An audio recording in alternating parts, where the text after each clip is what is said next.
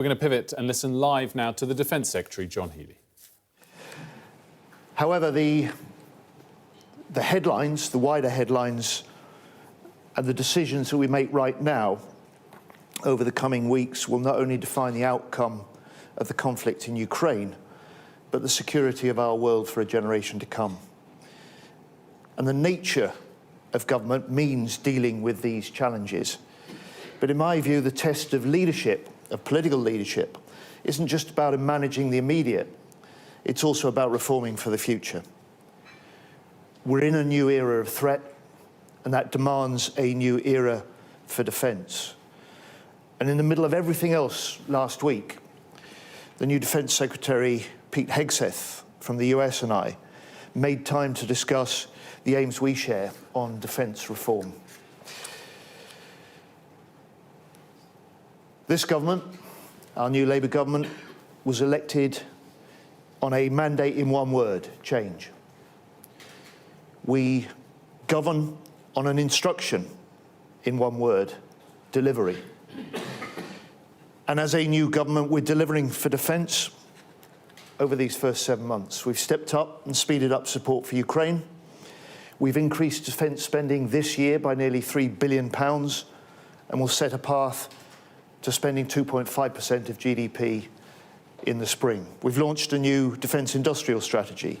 We've secured a deal to buy back 36,000 military homes to improve conditions for personnel and get better value for the taxpayer. We've given the men and women of our armed forces the biggest pay increase for more than 20 years.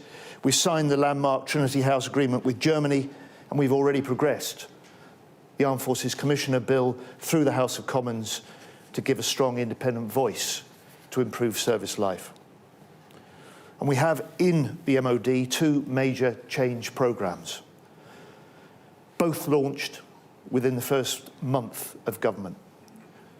One, the Strategic Defence Review. Two, our Defence Reform Programme. Each is essential for the other.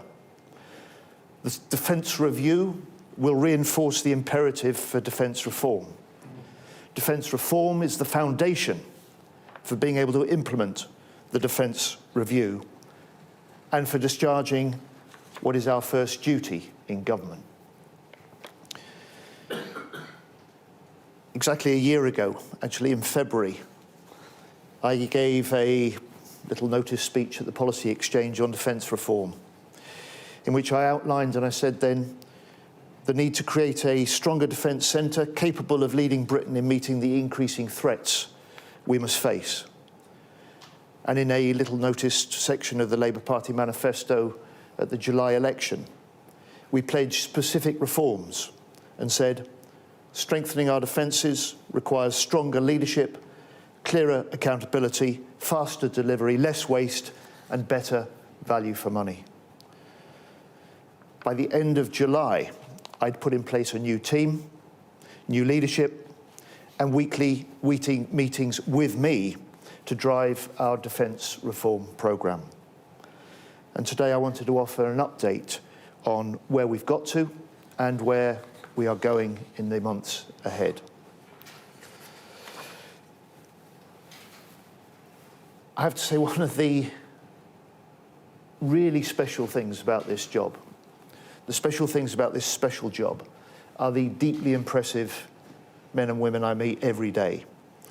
From the submariners coming home from weeks undersea to the Clyde, to apprentices on Derby's nuclear reactor production lines, to the NATO HQ team with people in the MOD building that last week pulled together the Ukraine Defence Contact Group meeting of 46 nations in the room at 1 week's notice. Extraordinary people doing extraordinary things within a system that very often doesn't work in the way that we need it to for an increasingly dangerous world.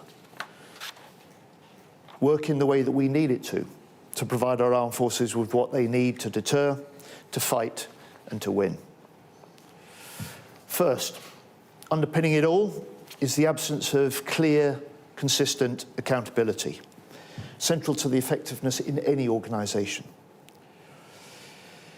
Yet I've been having too many meetings when I ask, who's leading this? Who's responsible for getting this done? And no one is able to give me a single clear answer. Second, while everyone agrees that defence spending needs to increase, it's not just how much you spend, but it's how well you spend it. And we're simply not securing the value for money our armed forces or our economy needs from every defence pound. We duplicate even the most central tasks. For example, we have 11 separate finance functions, 2,500 people doing the same activity in different places, in different ways. And third, defence is mired in process and procedure. We've added complexity where simplicity is needed. In procurement, we've got a situation where we employ 11 checkers for every one decision maker. So no wonder it takes on average 6 years for a large programme simply to get onto contract. So today I'm here to declare that investment in defence will be matched by reform. First, we're introducing clear points of accountability at every level within UK defence, starting at the top with 4 new senior leaders. 4 leaders who report to me as Defence Secretary and my ministerial team at the central point of accountability to the British people and to the British Parliament. The Chief of the Defence Staff, who for the first time since this role was created, now commands the service chiefs, who will be the head of a newly established military strategic headquarters responsible for force design and war planning across our integrated force.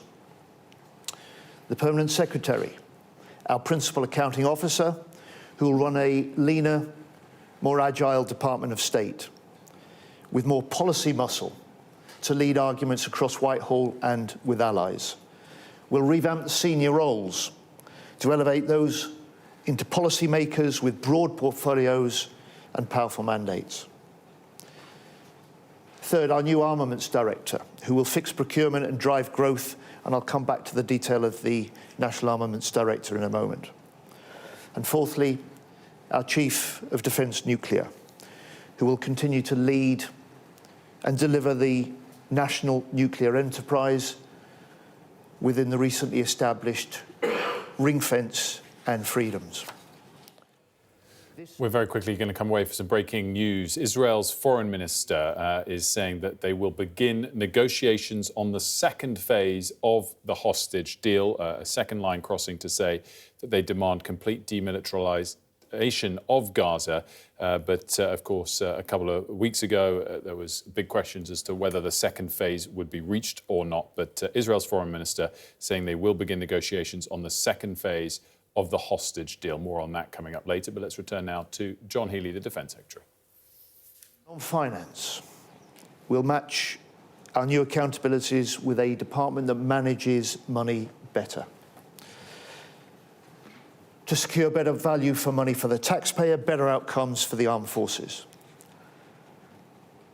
And many recent failings, I think, can be traced back to the Conservative defence reforms known as the Levine reforms introduced in 2012.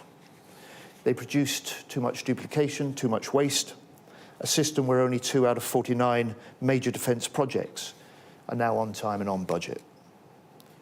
I'm ending Levine, and instead of the 10 current top-line budget holders, there will be 4 new budget holders, 1 for each of this new quad.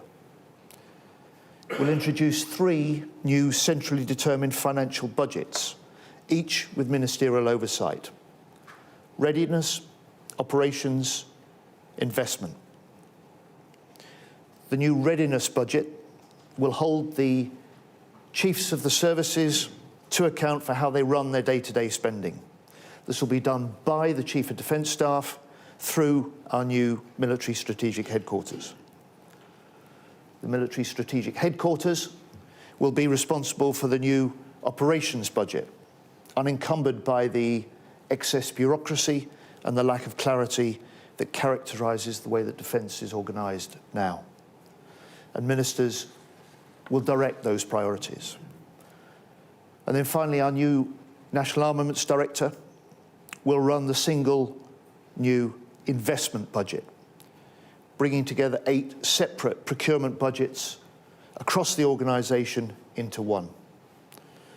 This will help cut waste, reduce duplication. It'll help ensure that we are buying better what our frontline forces need. And in turn, the NAD will acquire only the capabilities which are affordable within the budgets set by ministers. These budgets, as with the Quad, will have initial operating capacity from the end of next month, 31st of March.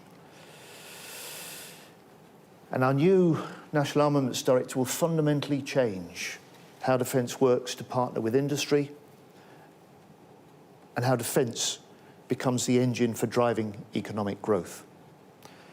So sitting alongside the Permanent Secretary and the Chief of Defence Staff, they'll execute a £20 billion plus budget to build and sustain our national arms arsenal.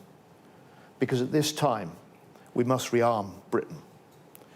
And I see this as a new FTSE 100 company within the MOD, tasked, if you like, with getting the very best capabilities needed into the hands of our frontline forces, delivering on our defence industrial strategy to create more defence jobs, more defence apprenticeships in every region and nation across the UK, tasked with driving British exports up and up wider, tasked with assuming responsibility for the entire end-to-end acquisition system for the MOD. They will save the taxpayer at least £10 billion over the next decade, savings that we will reinvest directly into Britain's defence. Our interim NAD will be in post by the end of next month. Recruitment for the permanent candidate is already underway. And so in conclusion, the world is changing, defence is changing. Our reform programme represents the biggest shake-up of UK defence for over 50 years. And let me say this.